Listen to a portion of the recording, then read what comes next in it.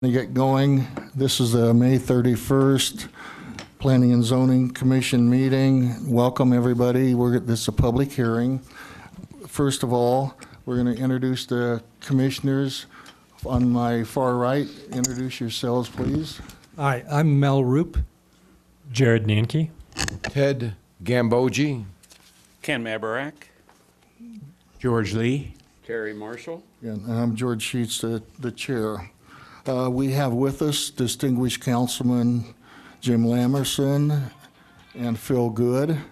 Welcome. I don't see any other public elected officials here, but welcome everybody. The first item on the agenda is the minutes, which Darla Eastman, our recorder, published and always does a good job. So do we have a motion or any corrections for these minutes? I have a few questions. I'll wait for Darla to get. I was getting the air turned down.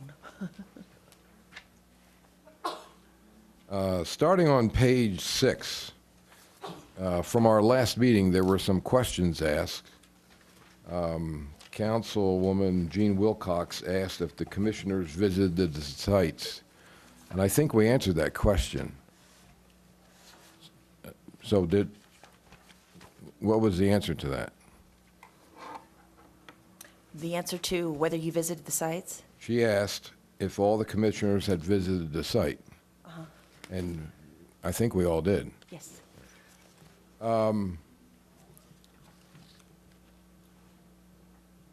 Barney Blashill, Point of View resident, asked if there were a requirement of square footage for each lot, and if there is a requirement for square footage of the buildings, what is the height restriction of the buildings, and what are the building setbacks? I'll have George answer that question. I believe we answered that question. But it's not in the notes. We don't do verbatim minutes. We show general actions and general discussion. So we're not going to quote either staff or you in most cases. Okay, thank you. Yeah. And in the case of setbacks and things, that's more of a plating and site plan issue, which is something we're not really acting on, other than we're trying to get the spirit of the project in terms of the compatibility with the neighbors. But otherwise, that's really not an issue to address at this time. Okay, so do we have a motion for the? I'll move that we accept the minutes as drafted. Okay, got a second? I second On it. the microphone? Your mic. Am I not loud enough? Okay. All in favor, raise your right hand, say aye. Aye. Okay, unanimously. Okay, public hearing agenda item 1, which is the general plan amendment to amend the residential zoning from the business general. And I believe we're going to do item 2 with it, which is also the actual rezoning. I believe you can treat that as one if you like. Yes, sir. For the presentation purpose and general discussion, I think keeping the two together makes more sense. Your action would be 2 separate motions at the end. So as you noted, this is a request for a general plan amendment and a rezoning to allow residential development to occur on property that is currently zoned business general. That property has remained undeveloped for 40 years since the original zoning of the property, roughly. This request would create a residential subdivision. The request is specifically for a SF6, that's single family, 6,000 square foot minimum lot zoning for the property. That would allow lots as small as 6,000 square feet with setbacks as required typically for that district being 20 feet front and rear and 5 on the sides. This is a general overview of the area and the zoning that's surrounding it. And I was asked by one of the commissioners to just take a few minutes and talk about the different styles of zoning nearby, give you sort of a overall picture view of what this proposal relates to, how this proposal relates to the existing zonings nearby. The general plan change is very generic. There's a reason it's called a general plan. So all of the detail that we're focusing on from staff perspective, and most of the detail you're focusing on from the Planning Commission perspective, is going to be related to the proposed zoning rather than the general plan designation.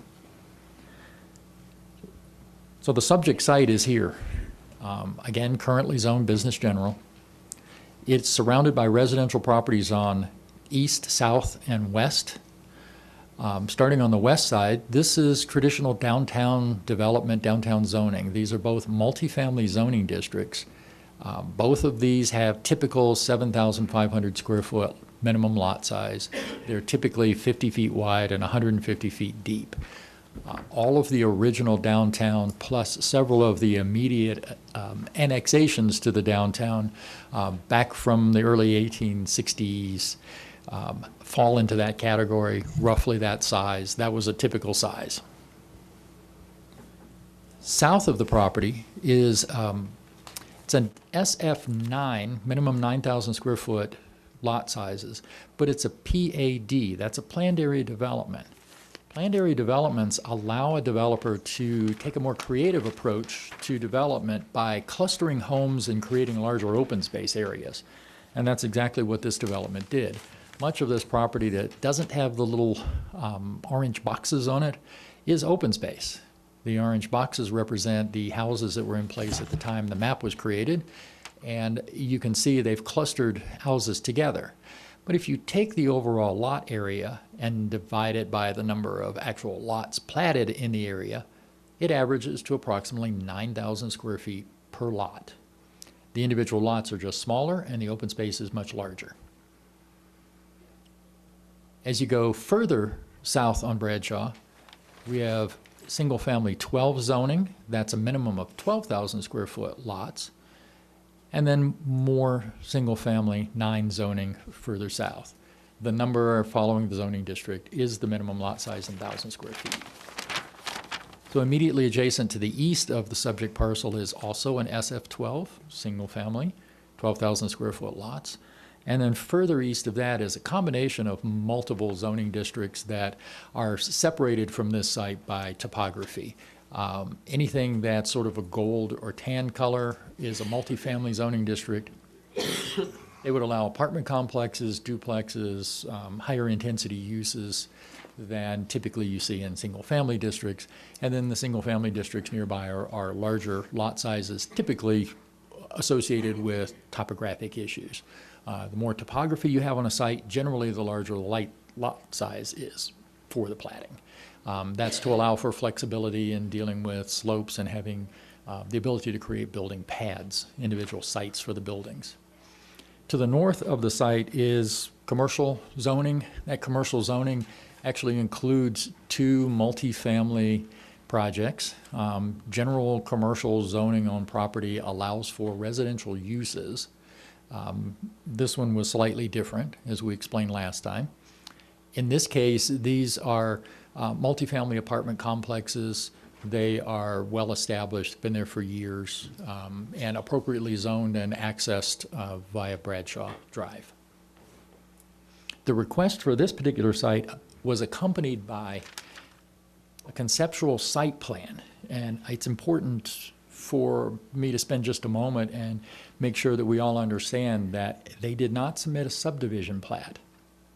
We, from the planning staff, the engineering staff, fire department, have not done the thorough review of a lot design, subdivision design that we would do with a subdivision plat. While it's acceptable to do this in separate steps, we usually get both the plat and the zoning request at the same time because it allows us to evaluate further details that are provided on the plat. We have not looked at those things. There is again, conceptual, developers call it a lotting plan. It just shows general lot layouts, how they would like to see it. And I'm going to show you both of those, but they're really not firm enough in the form of a plat for us to evaluate from your staff side. So we're not going to give you a staff comment or suggestions on the plat because we don't have one. The original submittal that we showed you last time, and that was the subject of some of our discussion, showed a loop road that ran through the property, a number of lots surrounding it, roughly between 6,000 and 14,000 square feet, varying depending on whether they were interior lots. These are smaller, lots with steep slopes. These are larger, very typical approach. This area was proposed for attached single-family housing, townhouses, something we allow for in single-family zoning districts. That was revised and resubmitted to you with a couple of changes. One, all of the townhouse area has been removed. It's designated as not a part, which means they don't intend it to be included in whatever plat they submit later for this project. And they've shown the street, the loop street that runs through, as a one-way street. So traffic goes in on one side, comes out on the other side. There's not two-way traffic flows that we had on the last review. So again, this is conceptual. This is not a plat. Staff has not reviewed this for conformance with the zoning requirements or plat requirements, which is a substantial process. I know we have a lot of public in attendance, and I understand that there's some public comment that may be appropriate for you at this time. I think it's probably best if we reserve the remainder of our comments from the staff side until you hear from the public, and then we would like to finish up with some specific comments on the proposed zoning. Okay, well, we received a lot of letters, and then we had a good public comment session last time, and we don't want to be totally redundant. We do want a sampling today, but what we heard from you loud and clear is that the density of this project is not compatible with the surrounding properties. The idea of having a production, strip home type neighborhood is not compatible. There are issues with the roadways capacity and safety there, and we also heard that there is some pedestrian movement and needs possibly to where you would want to have some kind of a way to get into town without having to jump into a vehicle. We heard that several times also. And in the discussions with the commissioners, we pretty much seem to say the same kinds of things. So what the public is saying and what we're saying among ourselves is very compatible here. So with that in mind, what was brought back to us by the engineer representing the developer, we take it, was not really a change in anything of any significance. It's still the same mass grading requirement in order to accommodate all those homes. In fact, even took away some of the open space opportunities and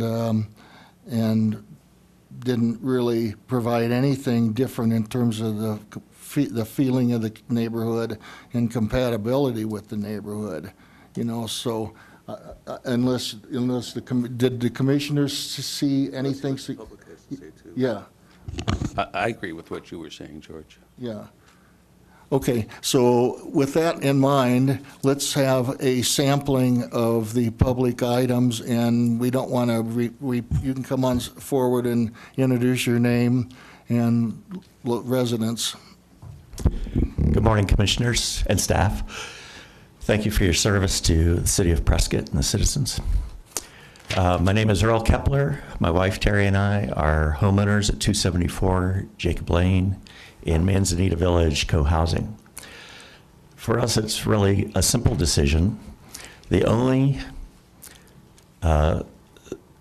decision that we will throw our support behind is for the city to obtain the property through eminent domain and turn it into a park.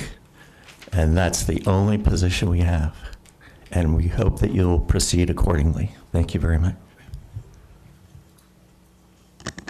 You give us a lot of power. I don't think we can do that here. Jim Lamerson, do we have the money for that in the budget? I don't think so.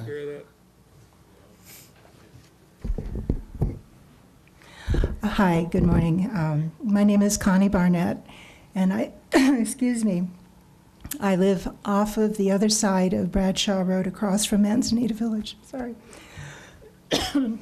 Although I am a member of Manzanita Village.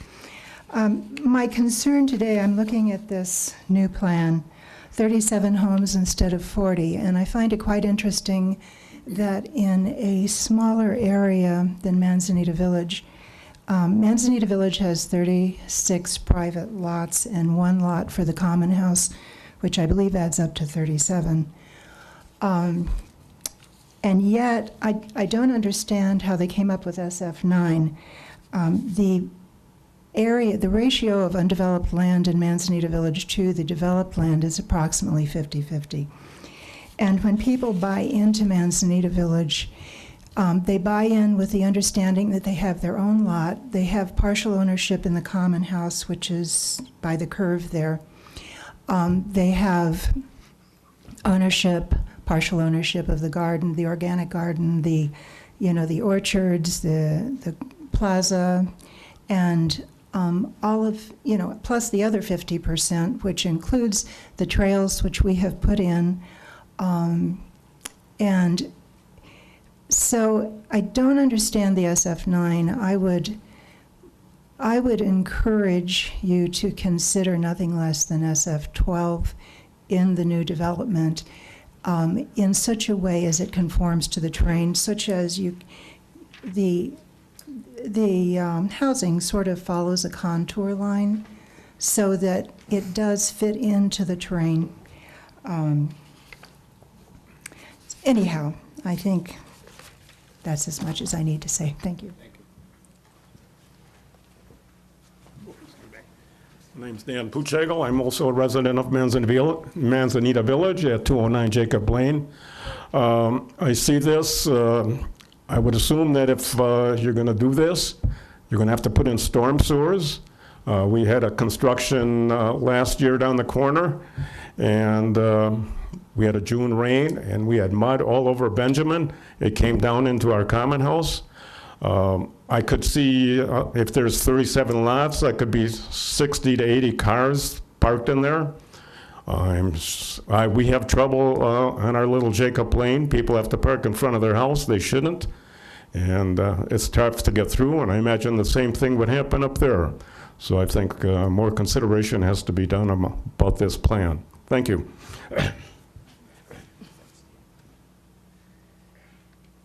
Hi, good morning. My name is Mary Kelly, and I live at 590 Sycamore Canyon.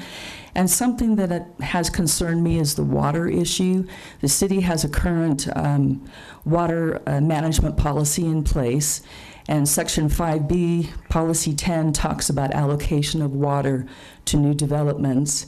And then Policy 20 talks about annual reductions to the balance of the current reservation of physically available alternative water for vacant residentially zoned tracts.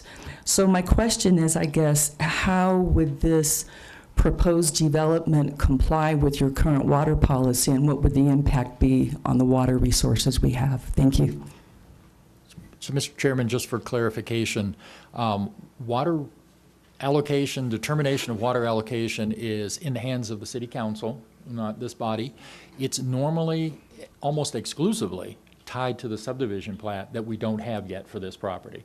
So at the time of the subdivision plat, water allocation would be evaluated by the City Council and determined whether or not to apply water.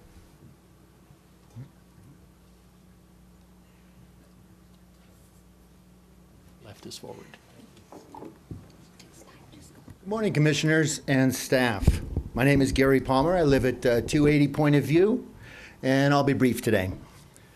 In our first meeting, Commissioner Roop brought up a good point. He wasn't so much interested in the renderings of the structures as he was what he called a black block placed over the lot so that he could get a visual reference as to the size of the home, compared to the lot. It's called, in Los Angeles, mansionization, which got outlawed. So I was fascinated with this, and even though it's not my responsibility, I decided to take a Google map and color in all of the rooftops of the homes in the area so that you could easily see them. I think it's this one. This one. You know what? I've got the One of 'em? technology in my hands. You just tell me. Okay, thank you. Okay, perfect.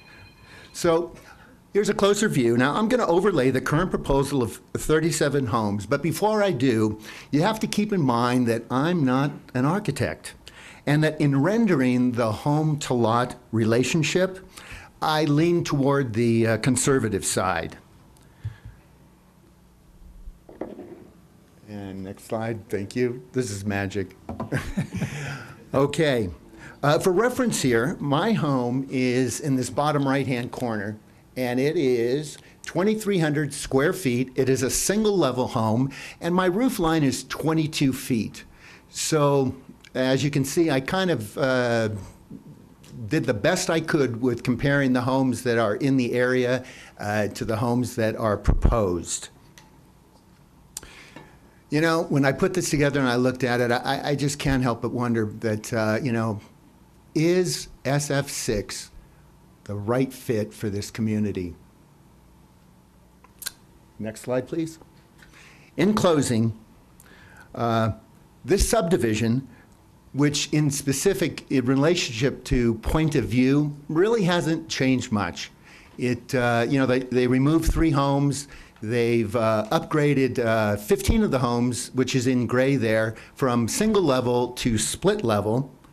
And it just, in our first meeting, I have to go back, Mr. Benner mentioned that he was sensitive to the neighboring properties and their views, and that he would be willing to both cut down and set back new properties to preserve those views. I got to say, when I heard that, I was encouraged. But, you know, this plot does not show any of that. And so even though it is preliminary and so on and so forth, I was hoping to see a little bit more. If you could go back to the last slide, the one previous to this. It'd be number 3. Yeah, this one. You know, you asked me, Commissioner, last time what I would like to see, and I have to think back to when I was a kid. I got in the studios, and my mom said, you know, Gary, you got to save your money for a rainy day. And I really, really, really regret it now that I did not save my money, because I would love to write the gentleman that owns this property and wants to create this subdivision. I'd love to write him a check, and I would love to create a park there. But unfortunately, I didn't listen to my mom, and it's one of my biggest regrets right now. So I want to thank you. If you have any questions, I'm happy to answer. Mr. Palmer, I have a question. You colored the homes that currently exist green, and then you mentioned something about roof height or... Uh-huh. And then you color the proposed development homes in red. Mm-hmm. And then you talked about lot size. Is there any, are you talking about that, does that red indicate some roof line? Or Well, when I don't know the correct terminology, but roof line would be the height of it, and SF6 on the plot says that they have a 35 height allowance. And so I'm thinking mine is a single level home at 22 feet, so. Okay, so you're comparing roughly 35-foot roof line to yours at 23. That's correct. Thank you. So, I mean, they can go up to 35, so, and I don't know what they're going to put. So I'm just kind of taking an average size home and placing it on that lot there and trying to keep it at about 50-50 open space and the red being the size of the home. So just to kind of get an idea of what it is and what the difference would be. between the community and the proposed subdivision. Okay, thank you. Thank you. Okay, anyone else have something different to say? Hello, Jeff. Hello. And they didn't recognize Jean Wilcox. I believe she's here. Yes. Yep. So my name is Jeffrey Zucker. I live at 292 Jacob Lane in Manzanita Village. I'm an architect, and I've been in Prescott for 32 years. I also used to work for the Department of Urban Renewal and City Planning in Flint, Michigan, of all places. I've worked on 1,500 acre developments in Las Vegas as part of the team. I'm also the supervising architect for Arcosanti. I have a couple of questions. On the latest resubmittal, could you put up the newest one?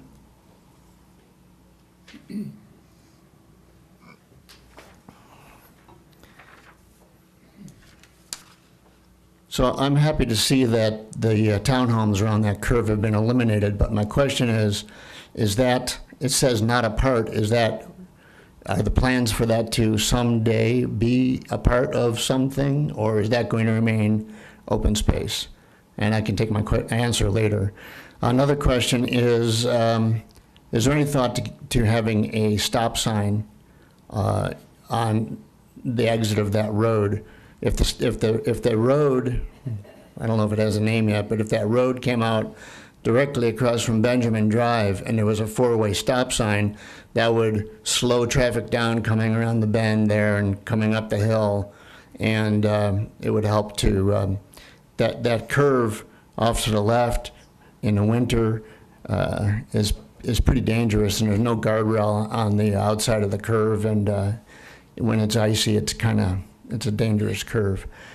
Another question I had is you've got, in this design, you've got a one-way road, which I like better.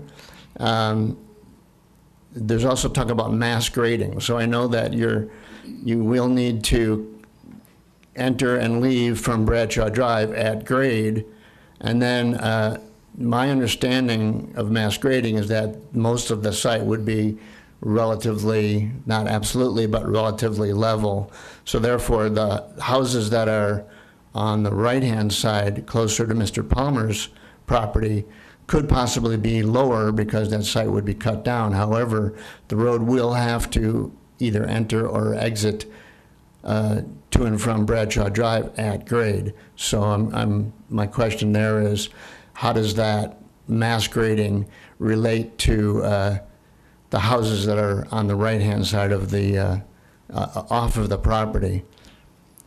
And I know some people aren't going to like this, but has there been consideration to an emergency, crash gate, fire truck entrance off of Point of View?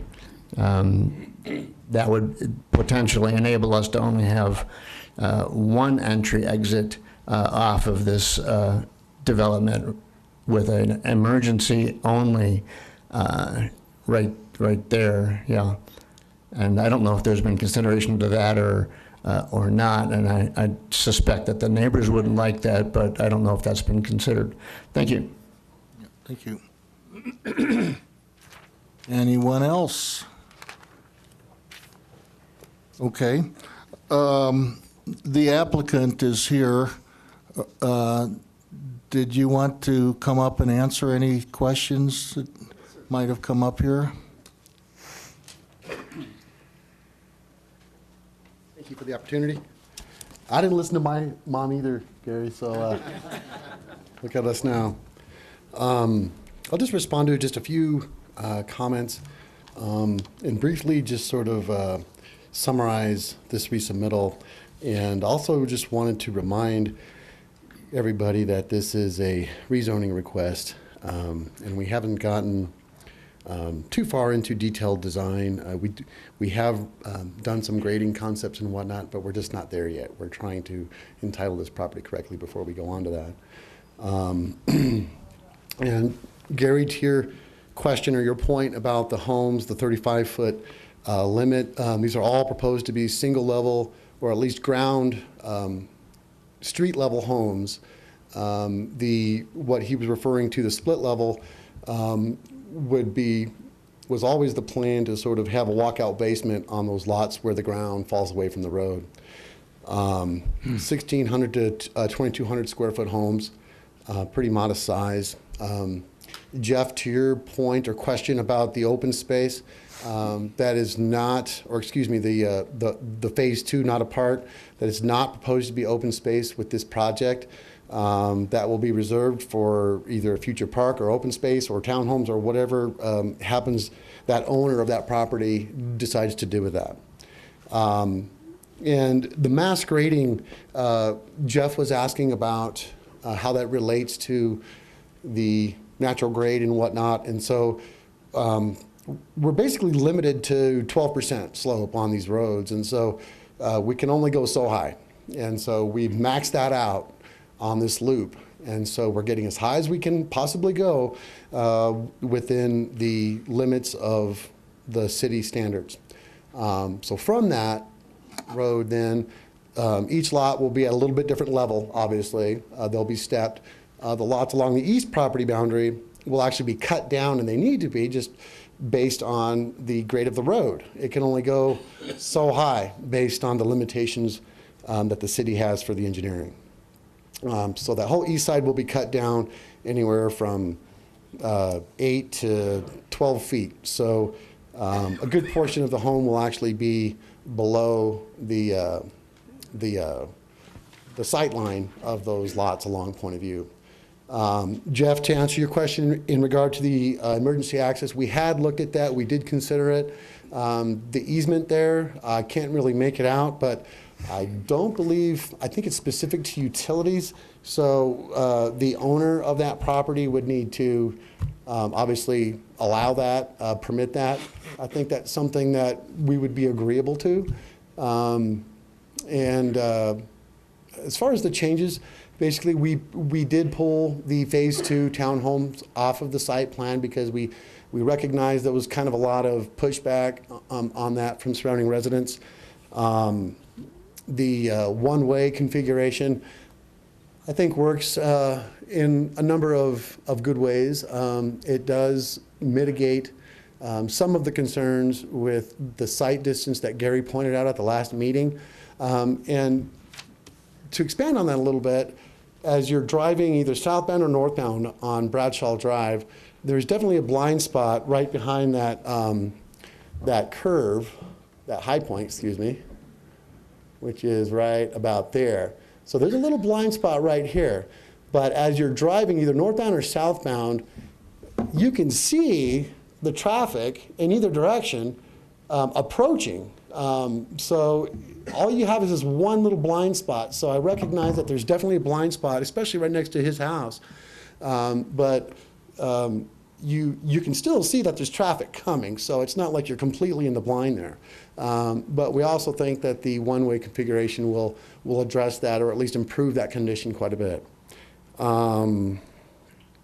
We pulled that north road back basically to eliminate the amount of grading, because what we were finding as we were developing this road profile, looking at the the 12% maximum slope, was that the fill slope for those pads was going way out. We couldn't catch grade because it's so steep as it is. So we pulled that back and were able to get the split level homes in there reasonably well without a crazy amount of grading on that north end. Other than that, I just want to remind everybody that we're still working through the design, and to just be patient with us at this point, and know that there is a process with the city as far as the preliminary plat and the grading design, the drainage design. And Gary, I would invite you or anybody to come into the office at any point in time to review some of the grading we have to date. It's just not depicted on this plan for obvious reasons. It's really not germane to the question at hand, but it's certainly something we have and that we're willing to share. Beyond that, happy to answer any other questions.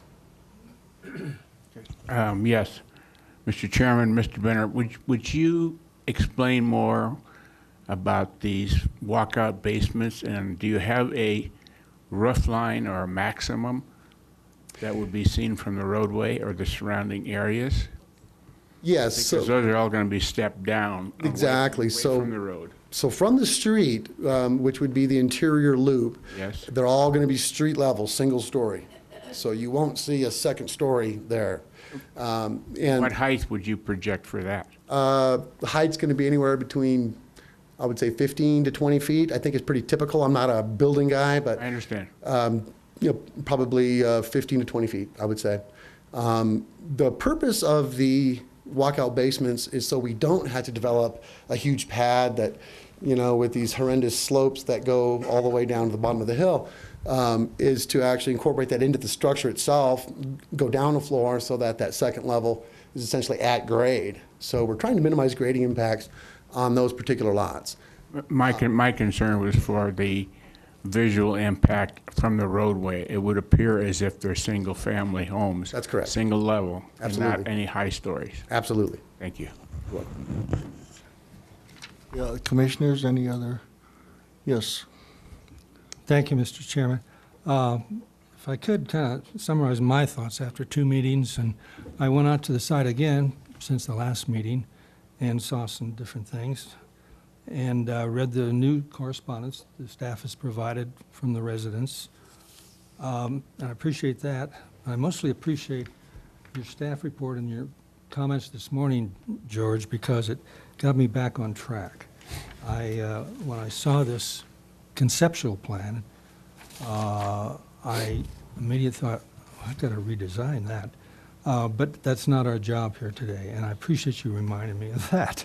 So I'm looking at it from a different perspective now, and the understanding the process that's going to follow, the chances of a plan coming before us with any zoning designation looking like this, I think, are very small.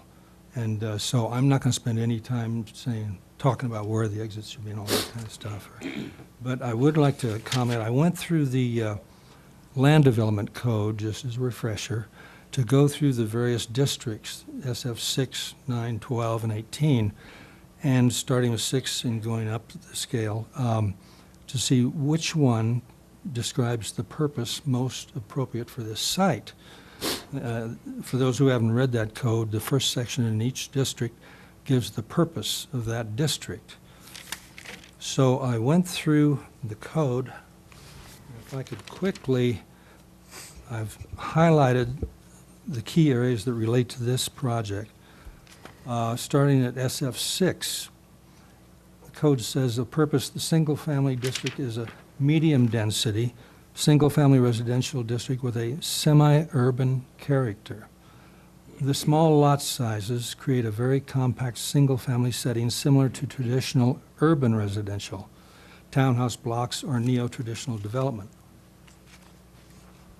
Then I looked at SF 12, which says the single-family, this district is a medium-density, single-family residential district with strong suburban character. Under SF 18, 18,000 square foot, says it is a low-density residential district with a suburban character. District standards are designed to create a large lot community with significant open space, provided by a large minimum lot size and generous setbacks. The large lot size allows flexible placement of the structure on the property. This flexibility is intended to encourage the preservation of views, open space, and native vegetation. So as I went through those, I didn't really see anything that I thought was appropriate for this site until I got to SF 18. The points that I've heard from the people and what I've discerned myself are several. First, the density proposed here is inconsistent with the existing homes and lots in the area. We've heard that. The traffic safety issues we've heard. When I was out there the other day, I made the mistake of going down the hill to get a different perspective, and I turned in and I had to come back onto Bradshaw, which was a mistake, so I almost got hit coming back, so I can appreciate what they're talking about there. The mass grading issue of the site with the high density and loss of the hillside character. And Lastly, we haven't heard anything, and this would come from the developer normally, which I hear, are the reasons why SF6 is appropriate. There haven't been any statements saying why that's an appropriate density. And I went down to Gurley to see the property. Could you put this on there, Judge? And I took a picture from there to see if you could actually see the site, and you can. This was taken from the parking lot at the corner of Bradshaw and Gurley, I think it's a flower shop there. And I believe the project site is somewhere in the middle there, isn't it? Is that correct, George? I believe it's along here. Where? Oh, somewhere there? Right in the middle of the photo, yes, sir. Yeah, so, which is not a surprise, since last time I mentioned that if you've got a beautiful view like this project has looking out, everybody else is going to have a beautiful view of your project. And even further away from the site than Gurley, you'd have even more of a view because of the perspective effect. That's the extent of my comments at this time. Thank you. Okay, Jared, do you have some comments? Yeah, I really would just echo what you said earlier, George. I think that I didn't see much change from what was initially proposed. I do not think that SF6 is appropriate for this area. I tend to just be more in agreement with the public and what I'm hearing as far as density coming to something that would be more appropriate for this area. Ted? No. I'm pretty much in accord with the general comments made here today. I look at this site and I wonder what the history was. Can you put that map, that zoning, that one there? Thank you, George. I don't know the history as to why it was zoned business general. But I think at the time when that happened, which is, what, 30 years ago? Almost 40. I don't know what else was around there at the time. So I can't put myself back in the minds of the council and that was in place at the time. But when I look at it today, I don't see high density at all. I can't understand how we could even approve something with the density of SF6, not even SF12. You got road issues. You've got some utility issues, I'm sure, that might have to come in. I don't know if the city would have to put in more utilities for that type of density. The road is certainly a terrible road. It's very dangerous. I look at this, and not to comment on it, I know it's a cheap shot, David, but it's called Prescott View. And I'm not trying to design your subdivision, and I know you're here for zoning, and it gets complicated when we also are looking at what could be a proposed site plan.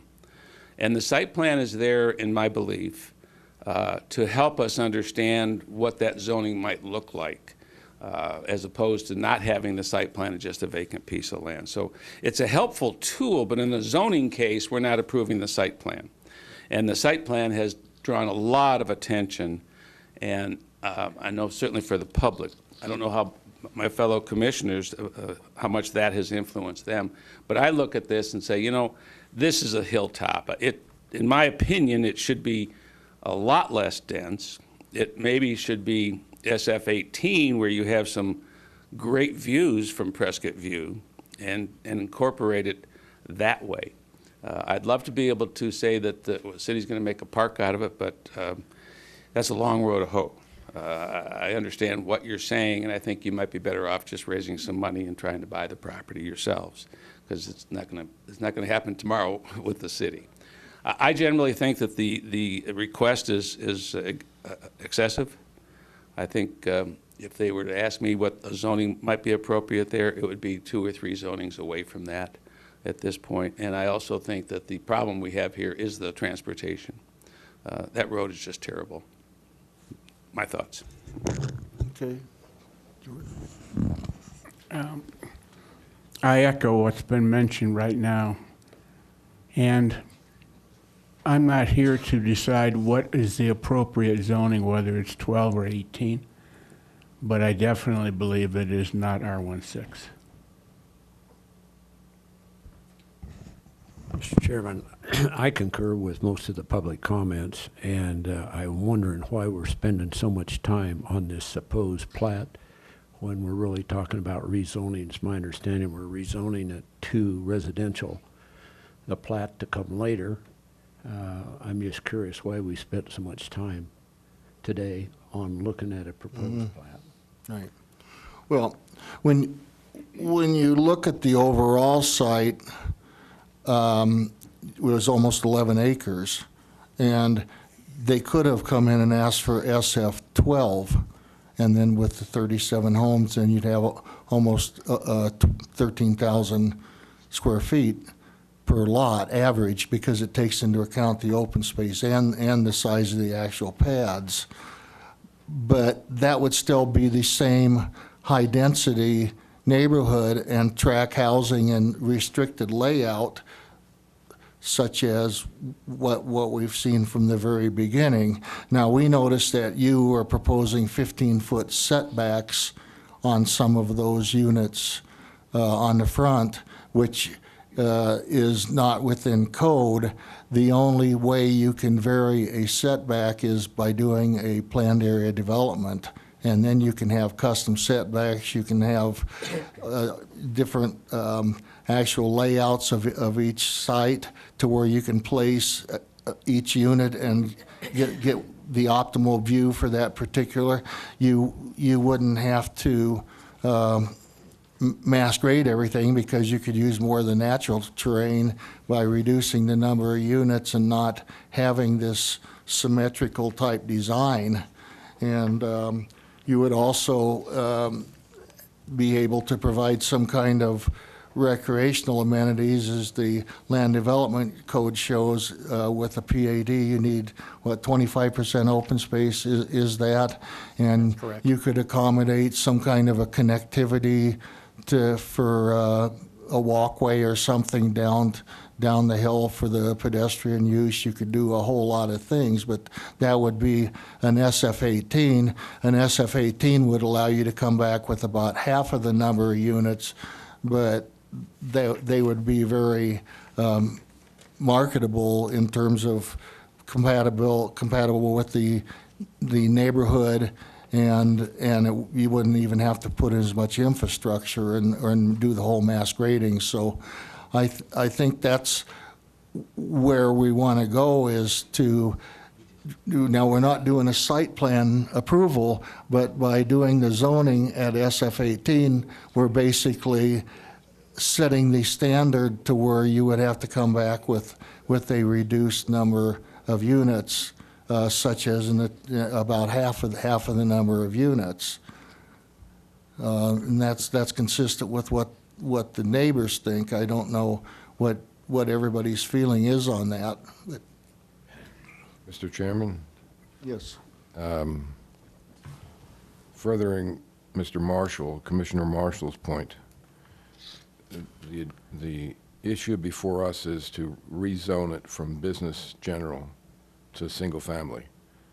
Point of question, do we have to declare a single family number, or do we just? Well, what we do is only a recommendation for council, and there will be additional public hearings at the council based on, like we've been talking, it would be even water and the broader issues at that standpoint. And if the argument was such that that the public support, et cetera, such that the council could go back and do a tighter zoning, they could choose to go back to isn't that correct, George? Mr. Chairman, there are actually several things you can do with the request before you today. Obviously, the request was specific as to the land use designation and the zoning district.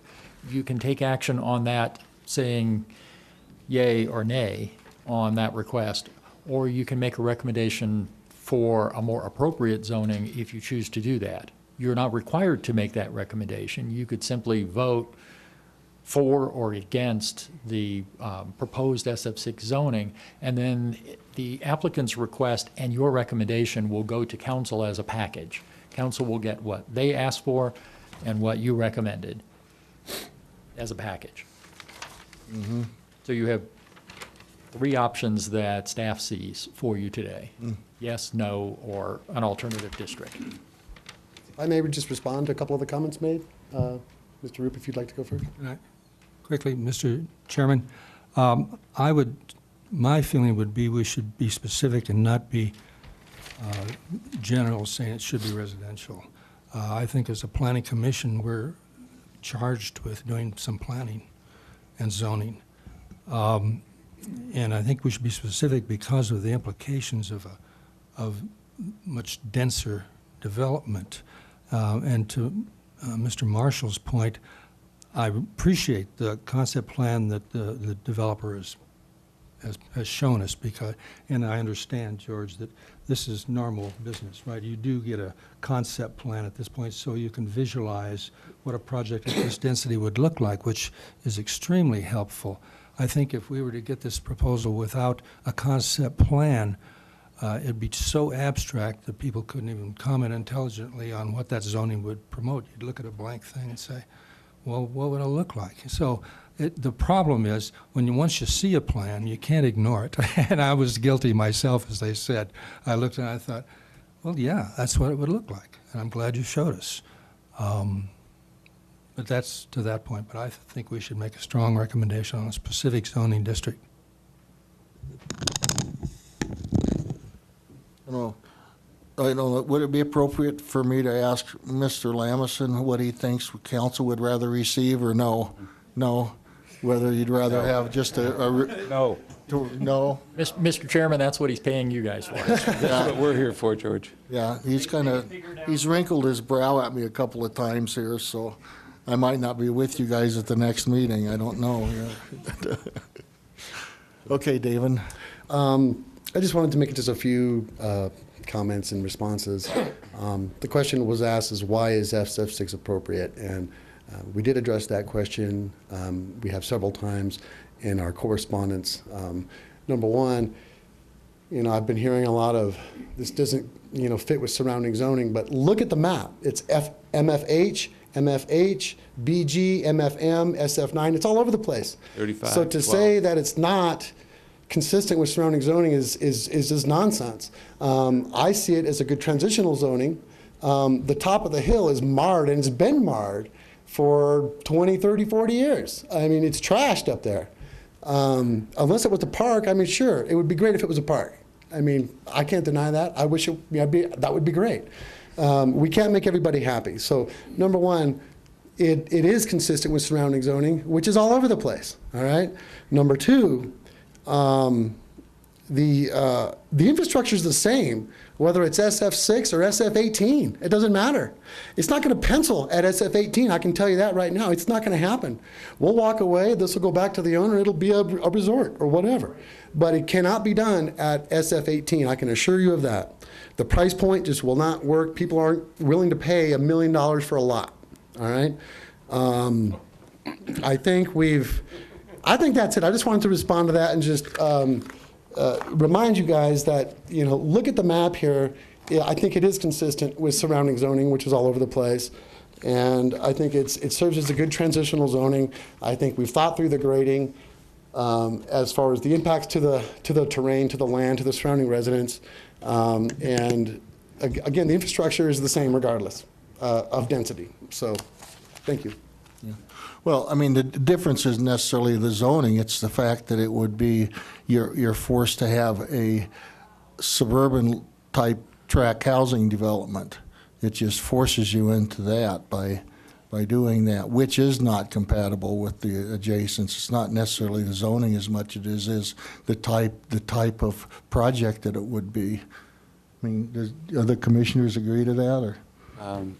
Yeah, I think there's a lot to what you're saying here, but I think we're missing part of the point. And David, I appreciate what you were saying there, but speaking about our mothers, I remember playing musical chairs as a child, and sometimes what happens, and it's not fair and it's not right, but you can't keep the same rules on the last parcel in a subdivision that could end up tipping that whole subdivision. The roadway to that subdivision is terrible. It's just not conducive for a lot more housing. I don't know the economics of your transaction. I'd be shocked that you had to sell a lot for $1 million, but maybe that would be the case. Okay. You're going to take that back a little bit? My feeling is it's not SF6 or 9. I think the neighborhood, as you indicated, David, is all over the place. But you know, I see right next to it SF35 PAD. So I think I am not in favor of this project at this zoning request. I'm totally against it.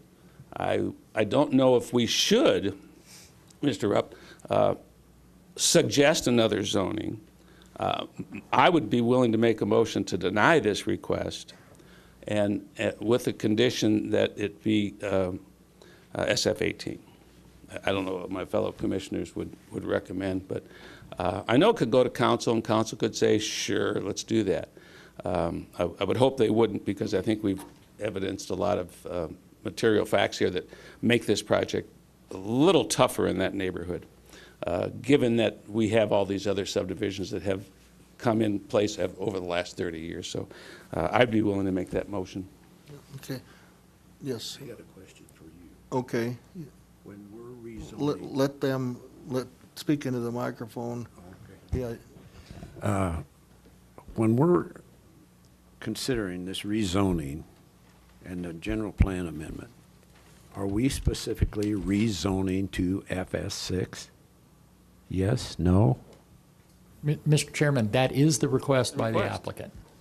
Your action today has to say yes or no to the SF6, but you can include a recommendation for more appropriate zoning should you choose to do that. Yes or Well, no? it's in the letter. It's in the memo. It was on their original application to you. Single-family 6 is the requested zoning. Then I have to go along with Mr. Maverick. I'd be voting to deny the request. Well, but that would be kind of a hybrid, wouldn't it? If you deny a request but recommend something else, then are we denying or are we recommending? I don't know that that would be the case. What I'm trying to do is say no to SF6, and if he wants to go to council, which is his right, just because we're just a recommending body here, and so he still has a right to go to city council and make this same request, but he'd be going with our denial. And I want to make sure that if he does that, council has a sense of what we really felt would be a more appropriate zoning. So we could just deny this, but I think if he goes to council, I want our council to understand what some of our thoughts were as to what the density would be more appropriate in this property. Well, I guess you can include that in a council memo too, can't you, in terms of the discussion that we agreed on some other type of zoning as preferred? We can include that as, if there's a consensus, we can include that as the consensus opinion, or you can actually incorporate it, saying if this were SF18 or SF12 or whatever district you choose, we think it would be more compatible. You can say that, but your action has to be yes to 6 or no to 6. Yeah, okay. Okay, you have another gentleman. Please introduce yourself. My name is Luther Kraxberger. I live at 1555 Rykosa. So as it's currently zoned, business general, what would be the limit on number of units that could be there today as it sits without a rezone? With or without the restriction that's existing? With the restrictions, could you put a 300-unit hotel room there? Yes. Or a hotel? Okay. So we could put A hotel or resort was a the specific resort with purpose. 300 rooms, or a rehab facility with 300 rooms. That's classified as a resort. Subject to all of the other requirements for development. Understood. So, in my opinion, down to SF6, and obviously I'm biased, that is a downward direction in zoning and a downward direction in density. You're going from 300 to 36, 37. So, I mean, I understand the inherent problems that come with that. It just seems like going from 300, 350 that is allowed today, it could be there. I'm sure none of you would like a rehab facility in your backyard. I'm just hypothetical there, but it just seems appropriate in the transition to go to 37 versus 310, 320 that could be there as it sits today. That's all I've got to say. Okay. Am I able to speak? Yeah, the public hearing's still open. Very good. I think what was just mentioned, it's all hypothetical, and that there have been different plans and different things that are going on around the city that you all know about, and they're in the minutes. Different rehab centers and medical centers and so on and so forth have been approved and already on the the table. So when we talk about a 300 room resort or a rehab center, that's all hypothetical. And whether or not the Prescott needs that, how many of them are being built out there currently. And that's it's hypothetical. Thank you. Yeah, okay. Okay, any other comments? Okay, I'm going to close the public hearing. Do we have a motion? I'd like to make a motion. I make the motion in reference to rezone PLN 18 quadruple 08. I make the motion to deny that zoning request and suggest that the applicant review or consider SF 18. Okay, is there a second on that? I'll second that.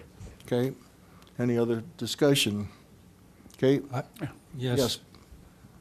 I agree with the general direction in the first half of what you said, but to leave it to the applicant, I don't agree with. I think we should give clear direction to the council of what our feelings are. So I couldn't vote for that. Okay. Any other comments before I call for the vote? I'd like to just reiterate what I said. I'm not in a position today to make a recommendation as to what the zoning should be. But I'm clearly against R16, and I think that's a clear statement we need to make, and then let the property owner with his development staff and architect come up with a plan that they feel that is appropriate for the site, that they can come back to us, so should they choose, and show us all the things and support it with the site plan and the reasons they've done that and what the density they're recommending. I don't think it's just a specific 18 or 15 or whatever, or 9. I think the site plan has to dictate what the number of units are. But, it does, but then once you allow a high-density zoning, then we're more committed to approving projects within that zoning, are we not, George? As opposed to if we have a less density zoning, then that we would approve, then we would expect to see site plans coming in matching that zoning. You would, sir, see the site plan, at least originally, should show up, or the subdivision plat in this case, show up with the lot sizes meeting the minimum requirements, or with a request to make it a planned area development and vary the lot sizes like Manzanita Village did across the street from this site. You do have a motion and a second on the table. If you want to amend the motion, the mover can do so. But at this point, you could also just take a vote on the motion as you have it on the floor. Yeah. I think, Darla, if you help me with this, I think I said that the developer look at other options more closely related to SF 18 or something to that effect. I don't think, I'm like with Commissioner Lee, I'm not ready to make a specific zoning because I don't know what's there. It's a very unusual site. This isn't like a lot within a massive subdivision that's flat, and the transportation, we got roads all over the place. We have road issues here. So I don't know what's going to work for the city. I think SF6 doesn't. I don't know what's going to work for the developer. Maybe SF 18 does not work for him. I don't know, but I think the developer needs to look at something different than what the request was. And I want to send the message to council that we're turning this SF6 down with a strong suggestion leaning towards what may be closer to SF 18, but we're still going to have to, they're going to have to come up with a plan that works for them and us. It might be SF what would be the equivalent of SF 14 or 15, which we don't have that zoning, but someplace in there. I don't think it's our task today to define that. Our task is to deny, my task is to deny this zoning and suggest the council here that it's a broader zoning that we're looking for. Yes. If I would like to ask the maker of the motion, would you consider an amendment to your motion to change the second half to say, or first half would say that we deny the 6, but we would encourage for the reasons stated and discussed here, we would suggest that the council consider the appropriateness as FF18 for this property. It's just saying consider the appropriate and have the council have the power. I would consider amending that motion, but I don't know that you want council to be making this. Are you suggesting that they would vote on SF18? Yeah. No, they would consider it. I want the council to consider it, not the developer. So, Mr. Chairman, to help a little bit with this, we would clearly articulate the obvious concerns that we're hearing from the commissioners. I do hear two diametrically opposed comments from commissioners. Don't recommend a zoning, recommend a specific zoning. We can include all of that in the commentary that goes into the staff report that would accompany your actions, if that helps. Or you can take action on the motion you have before you and perhaps have two commissioners. Thank you. Yeah, I'm just suggesting that SF18 may be the direction of more appropriate zoning. I'm not recommending SF18. I'm not suggesting And I think that we need a site plan recommend to the determine zoning. what that zoning should be on this particular site. It's, the terrain issues and the access issues are pretty prominent. I wasn't recommending that we recommend to the council that instead of 6, approve 18. I'm saying consider the appropriateness of 18 for this property. I would amend my motion. Or just say a less dense zoning and leave it at that. If we have to say anything at all. I think the question is before us is that we should be accurate and just vote on the SF6 zoning, yes or no, and leave it. Mr. Chairman, can I call for the question? Yeah, I guess though, you know, in along with his though, even 12 would allow the same amount of density as what we've shown in the thing, so that really isn't doing anything, whether it's 6 or whether it's 12. We're not doing anything in terms of wanting to have a more compatible planned area development here. So, you know, I guess we just want to call for the question. Are we calling for a question on the amendment that on the amendment? Yeah, call to? for the question. All in favor? Could we restate that just for clarification? Please restate that. Okay, Ken. Ken. Oh, wow. You're on the hot box. Thank you. Matt, are you helping me or I don't know. I lost the amendment, so I don't know if I could help you. Man, I'm sorry I didn't get you donut this I just wanted morning. to maybe give you a little bit of a comfort level, knowing what the council will actually be looking at when this goes to them. Typically, we don't add the minutes, but we certainly can, so they get a full understanding of what the actual total debate was.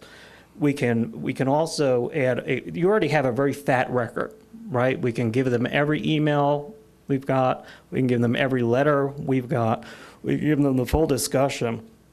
I think maybe the cleanest motion for you guys would just be to deny. And one of the reasons you may not want to add a lower density is because there were maybe a dozen other reasons that you felt SF6 wasn't necessary. Absolutely. And I don't think we're trying, I'm not trying to recommend another zoning. I'm suggesting the developer look at something more akin to SF18. And I tell you, the council will get that. I think if you look at these two gentlemen over here, they'll let you know they're kind of reading that loud and clear. Now, would Ken's motion then agree with that then? He can. Well, I don't know where you're at. There was a request by Mr. Roop to amend the motion on the floor, which the motion on the floor was to deny SF6 zoning and have the developer consider going to SF18. Now, Mr. Roop is asking you to deny the SF6 rezoning with a recommendation to the council that they consider the SF 18. appropriateness of SF 18, period. So is that something you're willing to Well, amend? I don't know that, Close to the yeah, it's really the same thing. I just don't know that council makes, I don't want them to make a recommendation on, or to vote on SF 18, because we haven't seen enough material that shows that even SF 18 would be an appropriate zoning, given the terrain issues and the access issues. So I could change the motion and withdraw the part about SF 18, but I think the message has to be that it's not just a simple one-off zoning request. It's probably maybe 2 or 3 off. And I would tell you, staff understands that, and that sentiment will go to the council and the staff report and the record. And I think that if we, like council has suggested, if we add in there that all the minutes be forwarded to the council. I don't know whether that has to be done or that's just normal. No, but you can. Because I think they need to understand the variety of our concerns and just leave it at that. Because we've accomplished what we're supposed to do, and that is either agree at SF6 or deny it. I'm willing to amend the motion. Go ahead, George, I'm sorry. Mr. Chairman, I just want to okay. just want to point out that when we have a controversial project, I hate to use the word deep well to you. I know some of you are still traumatized by the entire experience. 10 weeks on this project. We sent everything to council.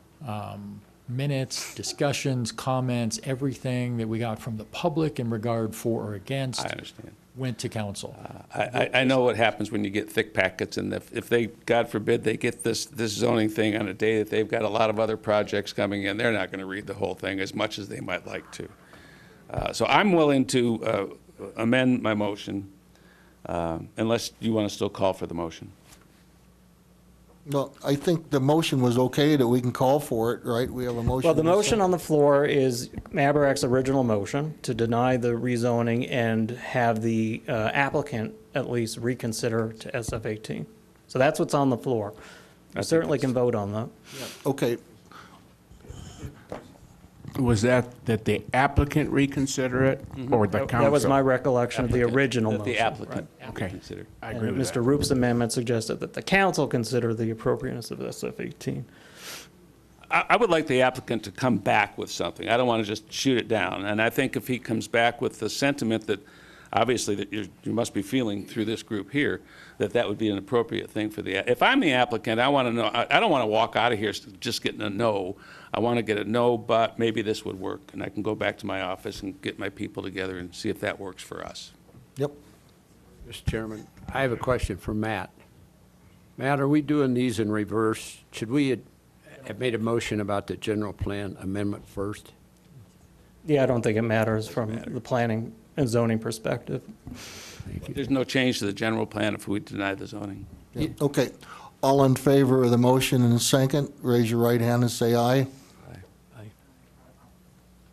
We're voting on the denial with the suggestion to The applicant. look at it in 18. Okay, passes. Opposed. Opposed, okay, Mel's opposed. Okay, let's have a motion on the general plan amendment. No need to, is there? Yes. There is? They're separate voting items for council, so it's appropriate to make similar motion for that. I think we need to discuss that, because I'm not really clear on what that means. You disagree? No, I don't understand the reason to vote on a general plan that we're not changing the zoning on. Yeah, and I agree with that. I don't understand it either, but If you want to transmit the two, saying that because the zoning doesn't appear compatible, obviously that's what you're saying, then the general plan amendment would follow along with it anyway. So maybe they don't need to vote on it. We're okay transmitting that information on without a vote. Without voting on that, right. That seems to be kind of an administrative function anyway, the general plan amendment, the overall land use, and I guess we even question why we have to Just bring this forward. so it's clear, mainly to the public, the general plan designation that was requested to allow for the single-family zoning allows for all of the single-family zoning districts that we have. So the designation of single-family to that, low to moderate intensity single-family, would allow pretty much everything from SF6 through our largest lot zoning. Yeah. It seems to me it would be cleaner if we say we agree that the general plan category is not appropriate, it should be residential, to put it all into a box so we can then go ahead and consider the different residential categories. But I don't think this should be a commercial designated property on the general plan. It should be residential. That's most appropriate, and it's clear, I think, and everybody seems to agree. I think we should vote on it. Mr. Chairman, I have a question. Just to reiterate, if we vote to move this from business general to residential, it opens up all categories of residential. Subject to a rezoning to that particular category. So you still have to have the zoning occur later for the property. So we could vote it business general to residential. Someone would come back and then we would evaluate, is it SF6 or SF9 or SF12? You can vote yes on the general plan amendment to recommend it be a residential zoning district and no on the specific zoning that's been requested. Yes. Okay. That's what I would like. Yes and a no. And Matt, we haven't been privy to the resolution that 40 years ago was put on this property. I think we've got to be careful not to step all over that thing that we haven't seen that document. That document says this is commercial and it will not be residential. And this motion wouldn't make a difference regarding that resolution. Okay, you want to make a motion, Ted? I would move that we, listen to me carefully because I don't want to make a mistake on this, that we approve GNP 18-01 to rezone from business general to residential. So it's a change in land use, not a rezoning. So if you amend your motion to say, change the land use. Change the land use. From commercial to residential. As requested or as requested by the applicant. As requested. That's in the record, specifically what they requested. Okay, I'll second that. Okay, any further? Question for George. Okay. George, if this property didn't have a restriction through this resolution of 40 years ago, would any property owner not be able to build houses on here? I mean, it's business general zoning, which I understand we can build housing on. Most of our residential developments are tiered by size of lots. For commercial development, it simply refers back to and allows residential to occur through that whole range of tiers. So we already have it. So if you... But we have a restriction that this has to be commercial. The zoning allows this type of residential. Generally speaking, commercial zoning allows residential They development. wouldn't be here with this project if the zoning didn't allow it. They're just trying to get rid of that resolution that says it's only commercial. Well, they're requesting a specific rezoning to a residential designation. I just don't know that that changes the general plan. The general plan says business general, which allows residential. So we have a motion and a second? Yeah, we already have that. Any other discussion? Okay, all in favor of the general plan amendment, raise your right hand and say aye. Aye. Pass, huh? Opposed. Opposed, Ken's opposing. Okay, motion carries. Any other business to discuss? None from staff, sir. Yep. Okay, meeting's adjourned. Thanks for coming, everybody.